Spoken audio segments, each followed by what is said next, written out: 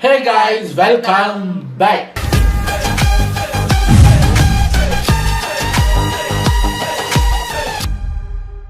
இன்னைக்கு டியூஸ்டேனாலே magnet facts தான் எடுத்துகிட்டு வந்திருக்கேன். இது ஆல்ரெடி நம்ம அடித்து துவைச்ச ஒரு டாபிக் தான், பட் இன்னும் அதில் நிறையா இருக்குங்கிறதுனால அதை இன்னைக்கு பார்க்க போகிறோம். அதாவது மோஸ்ட் எக்ஸ்பென்சிவ் ஃபெயில்ஸ். ஸோ கூட செலவு பண்ணி ஃபெயிலாக போனவங்க. இதில் நமக்கு ஒரு நப்பாசை, நட்டமாக போயிட்டீங்களா, இவ்வளோ காசு வச்சுருக்கீங்களா, போங்கடா நட்டமாக போங்க அப்படிங்கிற மாதிரி ஒரு வெரி பேட் ஹேபிட். ஆனால் அது நல்லா இருக்கு, என்ன பண்ணுறது, மனுஷங்க தானே. சரி வாங்க, நட்டமான சம்பவங்கள். இது ஒரு ஷார்ட் 8 minutes வீடியோங்கிறதுனால டக்குன்னு பார்த்துட்டு ரெடி. மிஸ்டேக் பண்றது மனுஷங்களோட இயல்பு. ஆனா செஞ்ச மிஸ்டேக்கு கண்டிப்பா செலவு வைக்குங்கிறது உலக இயல்பு. அப்படி ஹியூமன் வரலாற்றுல செய்யப்பட்ட சின்ன சின்ன தவறுகளால ஏற்பட்ட மிகப்பெரிய நட்டங்கள் காட்டுறதுக்கு தான் இந்த வீடியோ. பாஸ்வேர்டை மறந்ததுனாலேயே பலாயிரம் கோடி நட்டமானது, அலட்சியமா இருந்த அதிகாரிகளால ஊரே வெடிச்சு போனதுன்னு பயங்கரமான சம்பவங்கள்லாம் வீடியோக்குள்ள வெயிட்டிங்கிறதுனால வெல்கம் டு த வீடியோ. இதுதான் அவங்க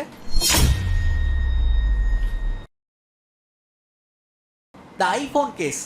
2010 மக்களோட ஆரவாரமான எதிர்பார்ப்போட ஐபோன் 4 ரிலீஸ் பண்ணாங்க ஆப்பிள். அது ஆர்வமா வாங்கின மக்கள்களும் யூஸ் பண்ணிட்டே இருக்கும்போது 50 பேருக்கு ஒரு பெரிய பிரச்சனை வந்துகிட்டே இருந்திருக்கு. போன கொஞ்சம் சாட்சி பிடிச்சா கால் பேசிட்டு இருக்கும்போது கட் ஆகிறது, நெட்வொர்க் சுத்தமா கிடைக்காம போறதுன்னு எல்லா போன்லயும் ஆண்டனாக்கள்ல பிரச்சனை வந்திருக்கு. கோடு விழுந்துருச்சே ஏன்னு கேட்டா கண்டுக்காம போற கம்பெனிகளுக்கு மத்தியில அவங்களோட பேரை காப்பாத்திக்கணுங்கிறதுல மும்முரமா இருந்த ஆப்பிள் கம்பெனி அந்த சிக்கலை தீக்கிறதுக்கு ஏற்ற மாதிரி ஒரு போன் கேஸை ரிலீஸ் பண்ணாங்க. அந்த பப்பர் கேஸை மாட்டிக்கிட்டா சிக்னல் பிரச்சனை வராதுன்னு அந்த போனை வாங்கின எல்லாருக்கும் ஃப்ரீயா கொடுத்தாங்க அந்த கேஸை. என்னதான் சீப்பால வந்த பிரச்சனை சீப்பா முடிச்ச மாதிரி ஆண்டனா பிரச்சனையை கேஸ் போட்டு கவர் பண்ணிருந்தாலும் இதை உருவாக்குனது ஃப்ரீயா கொடுத்ததுன்னு எல்லாத்துக்குமான காஸ்டையும் ஆப்பிள் தான் ஏத்துக்கிட்டாங்க. கிட்டத்தட்ட $175 மில்லியன். இன்னைக்கு நம்ம ஊர் மதிப்புல 1450 கோடி ரூபாய்க்கு மேல லாஸ். ப்ராடக்ட்டை மார்க்கெட்டுக்குள்ள எடுத்துட்டு வரதுக்கு முன்னாடியே இந்த பிரச்சனையை சரி பண்ணிருந்தா இந்த சிக்கல் இல்லாம சிம்பிளா முடிச்சிருக்கலாம். த டைப்பிங் மிஸ்டேக். ஆப்பிள் ஸ்டார்டிங்கில் கொடுத்த ஃபோனில் அப்படி பிரச்சனை இருந்துச்சா? ஆப்பிள் ஃபோன் வச்சிருந்தா இல்லை அதெல்லாம் நடக்குன்னு தெரியும். பாருங்க, அந்த ஆப்பிள் ஃபோன் வந்து அது முத வந்த ஃபோன் இல்லை, அதில் வந்த பிரச்சனை எனக்கு தெரியாது. அப்போ இப்போ வந்த ஃபோனில் பிரச்சனை தெரியுமா? அதுவும் தெரியாது. இப்போ அவங்க 17 வரைக்கும் வந்துட்டாங்க. இந்த வருஷம் 18 வரப்போகுதான். எத்தனை டீன் வந்தா எனக்கு என்ன? அவங்க இனி 40க்கு வந்தாலும் போகட்டும். எனக்கு எப்போ காசு நான் சேர்க்கிறேனோ அப்போ தான் வாங்குவேன். அதுக்குள்ள ஆப்பிள் போய் பனானான்னு ஒரு ஃபோன் வாங்குறோம். ஐயோ, நானும் ஐபோனுக்கு காசு சேர்த்துக்கிட்டே இருக்கேன். சேர்ப்பேன், சேர்த்து பார்ப்பேன். ஒரு 1000 வந்த உடனே ஆப்பிள் ஆகுது கிப்பிள் ஆகுது அப்படின்னா அதை எடுத்து ஏதாவது வாங்கி தின்ன முடியாது. என்ன ஒரு 1000க்கு மேல சேர்க்க முடியல. ஆனா போனோட விலை 5000. 1000க்கு மேலே சேர்க்க முடியல. இதுல 5 தானே 1000 எப்படி சேர்க்கிறது? நான் இவங்களுக்கு சொல்லாம சேர்ப்பேன். ஒரு 1000 நம்ம சொல்லாம சேர்ப்போம். அது எப்படி கண்டுபிடிக்கிறாங்க தெரியல. அந்த 1000 கிட்ட வர எவனுக்காவது உடம்பு சரியில்லாம ஆயிடும். எவனாவது காலை போய் இடிச்சுக்கிட்டு ஆஸ்பத்திரி பில்லோட வந்து நிற்பாங்க.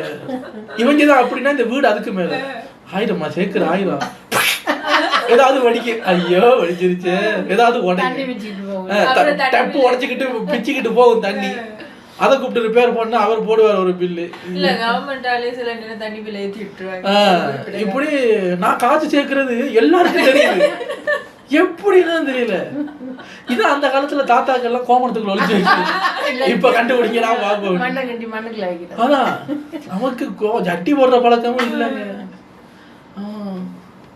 பகிரியில தட்டச்சு செய்யும் போதோ இல்ல உன்குழாயில கருத்து தெரிவிக்கும் போதோ எல்லாரும் செய்யற பொதுவான விஷயம் தான் எழுத்து பிழை. அருமையாக சொன்னீர்கள். கீபோர்ட்ல கைவிட்டு விளையாடும் போது தெரியாம 2 டைப்பிங் மிஸ்டேக் வந்தா அதனால பெரிய தப்பு எதுவும் ஏற்படாதுன்னு நினைச்சீங்கன்னா ஒருத்தருக்கு அதுதான் மொரட்டு நஷ்டத்தை ஏற்படுத்தி விட்ட பெரிய தப்பா இருந்திருக்கு. என்னன்னு விளக்கு. 2007 எந்த பொருளா இருந்தாலும் ஏலத்துல விட்டு விற்கிற eBay சைட்ல கலெக்டர் டான்கிறவரு ஒரு அதிக வகையான மேட்டரை இறக்குறாரு. அவரோட கலெக்ஷன்ஸ்லயே ரொம்ப முக்கியமா இருந்தா 1852 இந்த பியர் பாட்டில் செயல் உடைக்கப்படாத கண்டிஷன்லயும் அது 155 வருஷம் பழமையானதுங்கிறத ப்ரூவ் பண்ற மாதிரி ஒரு நோட் ஏலத்துல விட்டாரு. ரொம்ப ரேரான பொருளா. இந்த மாதிரி பழமையான மது பாட்டில்களை வெறி கொண்டு கலெக்ட் பண்றதுக்கு அங்க ஒரு கூட்டமே இருக்கும்போது அதுல இந்த அரிய வகையான பாட்டிலுக்கு பல லட்சம் டாலர் மதிப்பு இருக்கும்போது அங்கதான் ஆள் பண்ணாரு ஒரு மிகப்பெரிய டைப்பிங் மிஸ்டேக். ஆல் சாப்ஸ்ங்கிற அந்த வார்த்தையில 2 பி இருக்கும்போது ஆளு தெரியாம அந்த வார்த்தையை எழுதும் போது ஒரு லெட்டர் பியை மிஸ் பண்ணதுனால ஏலம் எடுக்கிறதுக்கான கூட்டம் வரவே இல்லை. அதுவும் 2007 காலகட்ட இன்டர்நெட்ல எல்லாம் சரியான வார்த்தையை போட்டு தரனாதான் அதுக்கான ரிசல்ட் வரும். அதனால இவர் போட்ட பாட்டில வாங்குறதுக்கு கூட்டமே வரல. 2 பேர் ஏலத்துக்கு வந்தாங்க. அதுல ஒருத்தர் வாங்கிட்டு போயிட்டாரு $300. ஆனா காயத்துல கல்லுப்பு எடுத்து தைச்ச மேட்டர் அதுக்கப்புறம் தான் வந்தது. அதை வாங்கினவர் கரெக்டான ஸ்பெல்லிங்கோட மறுபடியும் ஏலத்துக்கு விடும்போது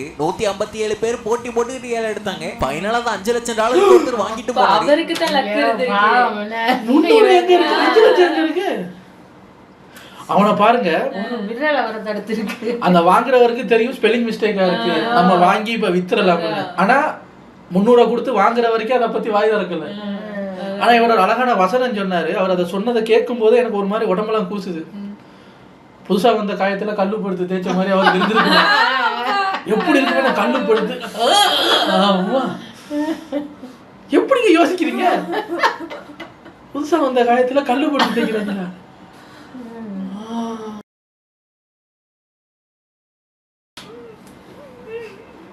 பேர் வைக்கும் போது ஒரு எழுத்து பிழையா ஒரு பிய விட்டதுக்கு அன்னைக்கு $4,99,700 நட்டமாயிருக்கு அவருக்கு. சிவா என்ன பண்றீங்க? பிய தொட்டி எண்ணெய் அடிச்சுக்கிறேன் சார்.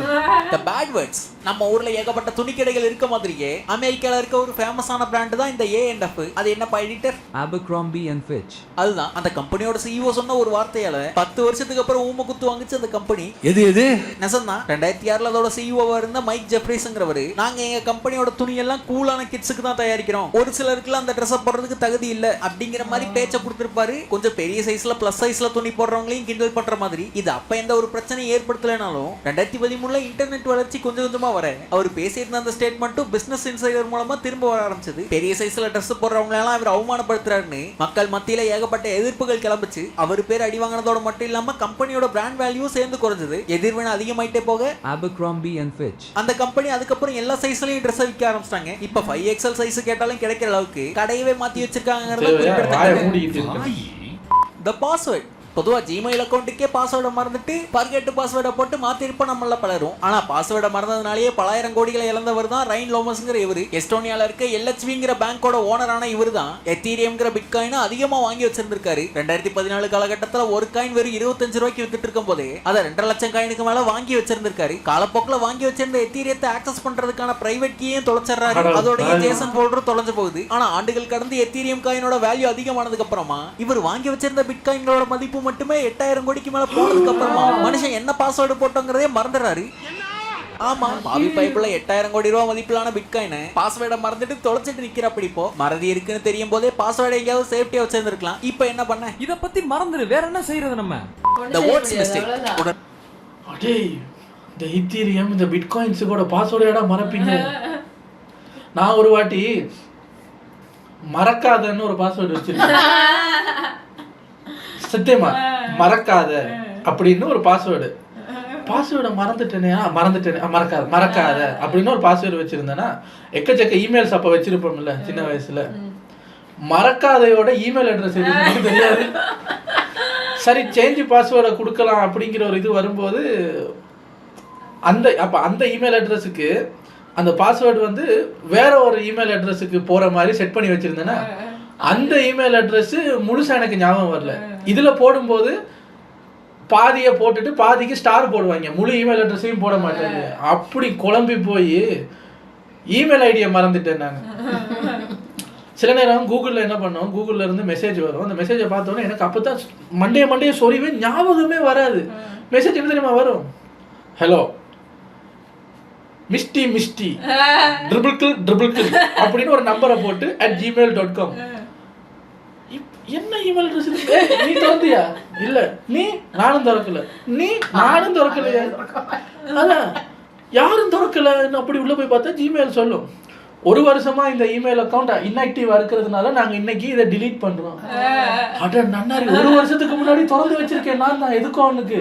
அதுக்கப்புறம் அப்படி ஒரு இமெயில் திறந்ததே எனக்கு ஞாபகம் இல்லை. அப்படி எனக்கு இது வரைக்கும் 7 மெசேஜ் வந்திருக்கு பாருங்க. ஒரு வருஷமா நீங்க இதை பாவிக்கலன்னு சொல்லி கூகுள்ல இருந்து இன்ஆக்டிவ் அக்கௌண்ட்ஸ் எல்லாம் டிலீட் பண்ணும்போது இமெயில் வரும். எனக்கு அப்படி 7 இமெயில் இருக்கு. 7 இமெயிலும் நான் தான் திறந்தேனாங்கிறது எனக்கு ஞாபகத்துல.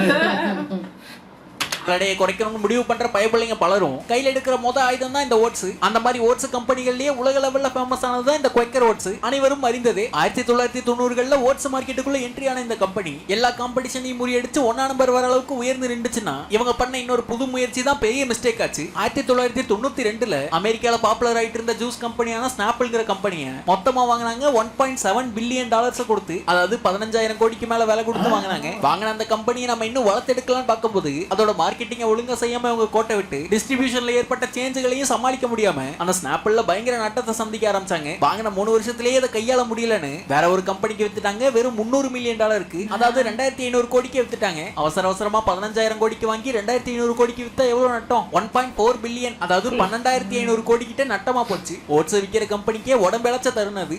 The Sony Blender. இன்னைக்கு உலகமே எதிர்பார்க்கிற அவெஞ்சர்ஸ் எல்லாம் சோனியோட கையில இருந்திருக்கும். அவங்க சின்ன மிஸ்டேக் ஒன்று பண்ணாம இருந்திருந்தா, அதாவது 1939 ஆரம்பிக்கப்பட்ட மார்வல் காமிக்ஸ் 1960 காலகட்டத்தில் அசூர வளர்ச்சி அடைஞ்சு 1990களோட நடுவுல மிகப்பெரிய நிதி நெருக்கடியை சந்திக்கும் போது மார்வல் அவங்களுக்கு இருந்த பண கஷ்டத்தை போக்குறதுக்காக ஏகப்பட்ட கேரக்டர்களை பல கம்பெனிகளுக்கு விற்கலாம்னு இருந்தாங்க. அந்த மாதிரி காலகட்டத்தில் அவங்க சோனி கம்பெனி அப்ரோச் பண்ணும்போது மொத்தமா மார்வல்ல இருக்க எல்லா கேரக்டரையும் சேர்த்து வாங்கிக்கங்க, டோட்டலா $25 மில்லியன் பேக்கேஜ்னு சொல்ல அப்போ ஒரு 230 கோடி அதுல இன்வெஸ்ட் பண்றதுக்கு தயங்கினாங்க சோனி. ஆனா அப்ப மக்களுக்கு பயங்கர ஃபேவரட்டா இருந்த ஸ்பைடர்மேன் கேரக்டர் மட்டும் மார்வல் கிட்ட பேரம் பேசி $7 மில்லியன் வாங்கிக்கிட்டாங்க. அதாவது ஒரு 60 கோடி ரூபாய் கொடுத்து. அதுக்கு பிறகு காலகட்டத்தில் ஸ்பைடர்மேனை வச்சு அவங்க பல லாபம் பார்த்திருந்தாலும் மார்வல் கம்பெனியோட கேரக்டர்களுக்கான அசுர வளர்ச்சியை பத்தி அவங்க கனவுல கூட கண்டுக்க மாட்டாங்க. படங்கள்லாம் தொடர்ந்து ஹிட் ஆகி அது ஒரு பெரிய பிரான்சைசியாவே மாறி இன்னைக்கு மார்வல் கம்பெனியோட மதிப்பு 10,000 கோடிகளை தொட்டிருக்கு. உதாரணமா 2025ல மட்டுமே $7.2 பில்லியன் சம்பாரிச்சு கொடுத்திருக்கு. 65,000 கோடிக்கு மேல போன வருஷம் மட்டுமே லாபம். அன்னைக்கு சோனி மட்டும் மார்வலை மொத்தமா வாங்கியிருந்தா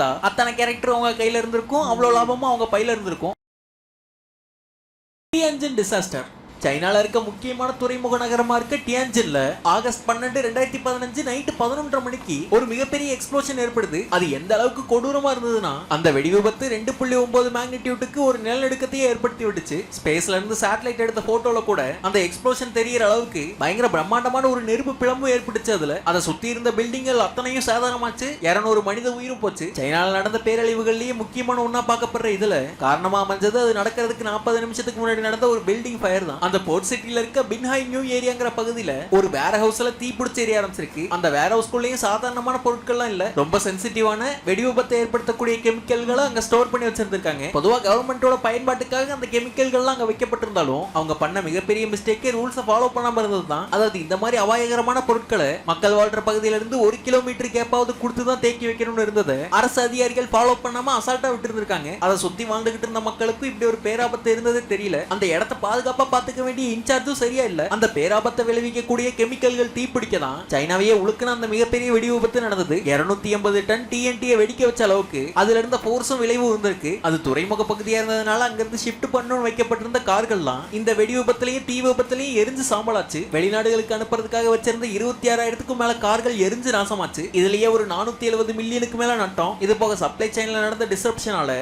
சமாளிக்க முடியாத அளவுக்கு $9 மில்லியன் நட்டமா இருக்கு. இது போக விலை மதிப்பே இல்லாத 200 உயிர்களும் போச்சு. இறந்தவங்களோட குடும்பத்துக்கு நஷ்ட ஈடையும் எரிஞ்சு நாசமான பொருட்களுக்கான நஷ்ட ஈடையும் கவர்மெண்டே மொத்தமா ஏத்துக்கிட்டு திருப்பி கொடுத்தாங்க. இந்த விபத்துல மட்டுமே $10 பில்லியன், அதாவது 90,000 கோடிக்கு மேல நட்டமாச்சு. இந்த விபத்துக்கு பொறுப்பா இருந்த 49 அரசு அதிகாரிகளையும் கைது பண்ணி ஜெயில அடைச்சாங்க. இந்த வீடியோ தொடைய முடியுது. இந்த வீடியோல இருந்து சின்ன தப்பால நடந்த பெரிய பெரிய நட்டங்களை பத்தி நீங்க தெரிஞ்சிருப்பீங்க அப்படின்னு நான் நம்புறேன். சிவப்பு மாத்திரை. எல்லா ஊருக்கும் நீங்க ஃப்ரீயா டிராவல் பண்ண முடியும். நீல மாத்திரை. வாழ்க்கை முழுக்க உங்களுக்கு டாக்ஸே கிடையாது. பார்த்து தேர்ந்தெடுக்கவும். சொல்லுங்க. இந்த வீடியோ உங்களுக்கு பிடிச்சிருந்தா லைக் பண்ண தட்டி விடுங்க. சேனலே பிடிச்சிருக்கா அதுல போடுங்க. வீடியோல நேரம் பார்த்ததுக்கு ரொம்ப நன்றி. இதே மாதிரி இன்ட்ரெஸ்டிங்கான வேற ஒரு வீடியோல மறுக்க வந்து மீட் பண்றேன். இதுதான் உங்க அன்எஃபெக்ட்ஸ். நம்ம சம்பாதிக்கிற சம்பாத்தியத்துக்கு இன்னும் லட்சக்கணக்கில் டேக்ஸ் வரும். 32 ரூபா வரும். டேக்ஸ் தேவையில்ல சார், ஃப்ரீயா டிராவல் பண்ணிக்கிறேன். மிஸ்டேக் எல்லாரும் தான் விடுவாங்கல்ல. அந்த கடைசி அந்த சைனீஸ்க்கு கவர்மெண்ட் ஒன்று பண்ணாங்களே பாருங்க, அதுதாங்க இருக்கிறதுலே பெரிய மிஸ்டேக்கு. நான் ப்ரைஸை சொல்லலை, எவ்வளவு நட்டம் பாருங்க காசை தாண்டி. அதான் உயிர் அது இது எம்மாடி. எனக்கு அதுல அந்த குண்டு வெடிச்ச இடத்தோட பேரை சொன்னோடனே பக்குன்னுச்சு. போர்ட் சிட்டின்னு நினைக்கல. இதே சைனாவில இருந்து வந்து எங்க ஊர்ல கோல்ஃப் இந்த பீச்சுக்கு பக்கத்துல போர்ட் சிட்டின்னு ஒரு நகரத்தை உருவாக்கிட்டாங்க. அதுவும் போர்ட் சிட்டின்னு அவங்க உருவாக்குனதே ஹார்பர் பக்கத்துல இருக்கு. அந்த துறைமுகத்தை வச்சு அந்த ஏத்துறதுக்கு இறக்குறதுக்கு வசதியா தான். இது மாதிரி பண்ணாடிங்க அவங்க ஊர்ல பதுக்க முடியாது, தள்ளி வந்து ஸ்ரீலங்காவில் பதுக்கி போர்ட் சிட்டி வடிச்சிருச்சுன்னா ஐயோ இருக்கிறதே குட்டி நாடு. அதான் நான் வேற ஒரு 50 கோடிக்கு போர்ட் சிட்டில ஒரு அப்பார்ட்மெண்ட் வாங்கலான்னு இருக்கேன். Plan cancel. வேணாம் டாக்ஸ் 32 கோடி. மிஸ்டி 50 கோடி எடுத்து திருப்பி கவர்ட்ல வச்சிருக்கு. இப்போதான் டாக்ஸ் 32 கோடி தான் வர. அது சம்பாதிக்க போற காசுக்கு, இது சம்பாதிச்ச காசு. இது ஒளிச்சு வச்சிருக்கேன். உண்மையை நம்பி வந்துடாதீங்க சார். சரியா? இங்க பாருங்க, ஜீன்ஸ் வாங்க காசு இல்லாம டவுசரா போட்டுக்கிட்டு ரியாக்ஷன் பண்ணிக்கிட்டு இருக்கேன். இப்படித்தான் எங்க லைஃப் இருக்கும். 1000 வெள்ளி சேர்க்கிறதுக்கே அவ்வளவு. நீங்க வீடியோவில் பார்ப்பது இந்த பில்லோக்கு மேலே, ரியல் லைஃப் வந்து பில்லோக்கு கீழே. சரியா? இதை நம்பிட்டு மிஸ்டி 50 கோடி எடுத்து வச்சிருக்காங்க, அதுல பாதியை பிடிக்கிட்டு வந்துடலாம்னு சொல்லி வந்துடாதீங்க. சரியா? சொல்லிட்டேன். அதான் எங்க வாழ்க்கைய.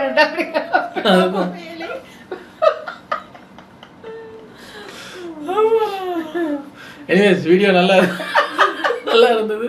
உங்களை அடுத்த வீடியோல வந்து சந்திக்கிறேன்.